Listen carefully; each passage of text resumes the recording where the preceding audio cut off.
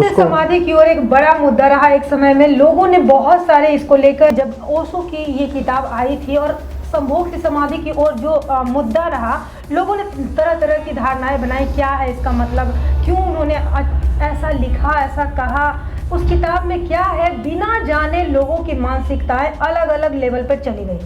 आज इसी मुद्दे पर हम बात करेंगे और इस मुद्दे पर बात करने के लिए हम विकास औलिया जी, ये मुद्दा बड़ा ही भयानक कह सकते हैं, जो मतलब हमारे कान में पड़े हैं लोगों के सवाल कि संभोग से समाधि की ओर पकड़ के रखा था लोगों ने, क्या है ये। तो हम चाहेंगे कि लोगों को स्पष्ट करें आप। मैं आपको प्रशंसा जी बता दूं जी कि आपने जो ये कहा ना कि लोगों ने पकड़ के रखा है, एकदम यही गलती हुई है।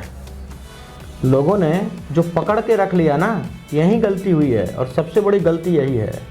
ओशो ने बहुत अच्छी बात कही थी, संभोग से समाधि की ओर, लेट द फ्लावर ब्लूम। समझ गए ना, फूल को खिलने दो, पहले कली है उसे खिलने दो। ओके। अगर कली ही रहेगी, उसे कली ही रहने दोगे, उसे काट दोगे वहीं से, तो वो कभी फूल बन पाएगी? वो नहीं बन पाएगी। हम अपने घर में बैठे रहेंगे और रोज मंत्रोच्चारण करेंगे कि हमें दिल्ली जाना है, दिल्ली जाना है, दिल्ली जाना है, कभी पहुंच पाएंगे? नहीं, कभी नहीं पहुंच पाएंगे। दिल्ली जाने के लिए हमें दिल्ली तक की यात्रा पूरी करनी पड़ेगी। ओशो ने यही कहा था, संभोग से समाधि की ओर। ये प्रश्न पूछने वाले वो लोग हैं जिन्होंने कभी इस पुस्तक को पढ़ा ही नहीं है। मैं दावे के साथ कहता हूँ इस बात को, क्योंकि एक बार अगर इस पुस्तक को आप पढ़ लेंगे ना, तो आप जैसे रामायण गीता अपने घर में परिवार के साथ बैठ के पढ़ती हैं, सुनाती हैं घर वालों को, आप उस तरीके से सुना सकती हैं। कोई भी इवन सिंगल वर्ड, कोई आपत्तिजनक शब्द का प्रयोग नहीं किया गया है। कहीं भी एक जगह ऐसा नहीं कहा गया है कि आप संभोग में डूबो, संभोग में एकदम लगे पड़े रहो, ऐसा कहीं नहीं कहा गया है। सेक्स को कहीं भी अच्छा नहीं कहा गया है। इनफैक्ट मैं तो कहता हूँ ओशो ने उल्टा सेक्स को कहा कि भाई सेक्स में डूबे मत रहो, यहाँ से तुम्हें कुछ नहीं मिलेगा। ये सबसे निचले स्तर का कार्य है भैया। लेकिन जिन लोगों ने पुस्तक को नहीं पढ़ी है, उन्होंने संभोग को पकड़ लिया, समाधि को छोड़ दिया। लेकिन अगर संभोग से समाधि तक की यात्रा आपको करनी है, तो जाहिर तौर पर जो है आपको यात्रा करनी होगी, अध्यात्म में डूबना होगा, बहुत सारा मेडिटेशन आपको करना होगा, तब जाकर के आपकी यात्रा पूरी होगी और आप इसका लाभ ले सकेंगे। बिल्कुल। तो दर्शकों, यहाँ पे वो अंग्रेजी में एक जो कहावत है, डोंट जज a book by its cover, वो सार्थक होती है। बिल्कुल, वो सार्थक होती है। और आप सबसे मैं रिक्वेस्ट करूंगा कि आप पढ़िए इस पुस्तक को।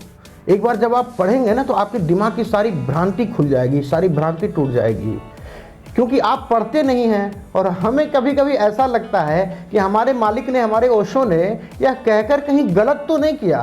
क्योंकि प्रशंसा जी, मैं आपको बता दूं, इस पुस्तक के कारण जी बहुत सारे लोग ऐसे हैं ना जो अध्यात्म की गहराई को छूने से बच गए।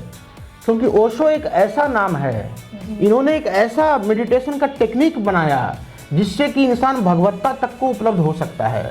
और हमारी संस्था में बहुत सारे लोगों ने उसको उपलब्ध किया है। ये सबसे बड़ा कारखाना है भगवत्ता को उपलब्ध कराने का।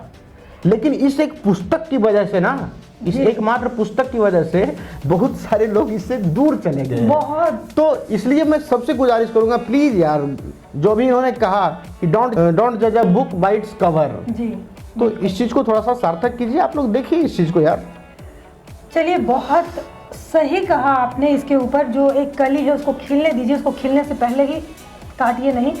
इसको आप अपने जेहन में रख लीजिए। दर्शकों, क्या है ना कि विकास जी एक बहुत बड़े मोटिवेशनल स्पीकर है ये। बाकी तो आप इनको सुनेंगे तो आप खुद ही जज करेंगे। और आपकी क्या राय है, आप कमेंट करके आप बता सकते हैं। बिल्कुल, आपके मन में अगर और भी सवाल है ना, तो आप हमें कमेंट कर सकते हैं। हर एक सवाल का ये आपके जवाब देने के लिए ही बैठे हैं यहाँ पर। तो दोस्तों, अगर आपको हमारा ये वीडियो अच्छा लगा हो कि हाँ, ये जो बुक है उसके ऊपर क्योंकि इन्होंने अध्ययन किया है, तो पूरा सही जो जवाब होना चाहिए वो आपके सवाल का जवाब मिल गया हो, तो हमारे चैनल को प्लीज़ सब्सक्राइब कीजिए, ज़्यादा से ज़्यादा लाइक कीजिए और इस वीडियो को शेयर कीजिए।